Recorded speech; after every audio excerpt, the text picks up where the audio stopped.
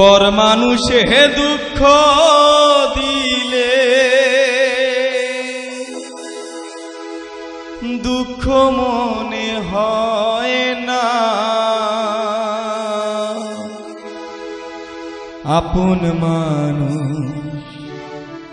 কষ্ট দিলে মেনে নেয়া যায় না, কাছের মানুষ আঘাত দিলে মেনে নেয়া যায় না,